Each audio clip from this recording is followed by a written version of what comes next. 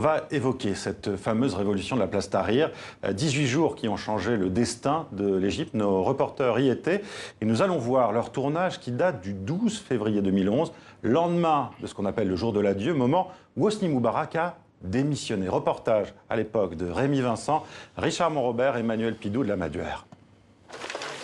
La guerre des pierres est finie. Nul besoin de se défendre. C'est le premier jour de l'ère après Moubarak. Au lendemain du grand soir, il faut faire table rase du passé.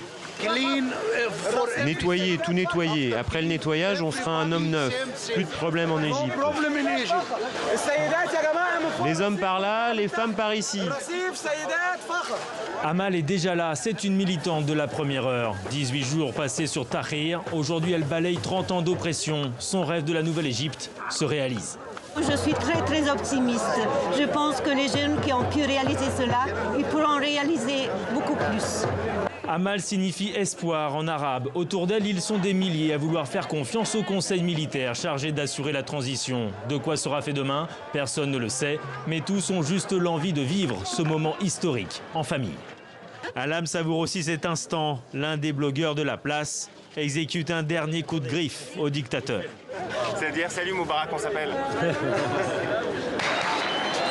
Nous avions rencontré Alam au début du mouvement, lorsque la nuit, les balles sifflaient encore, place Tahrir. Tu as vu que quand les coups de feu ont commencé, tout le monde s'est dirigé vers les balles.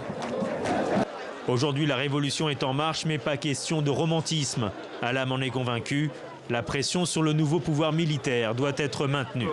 Ces jours-ci vont être très déterminants pour savoir comment en fait l'armée va se positionner dans la direction des mois à venir.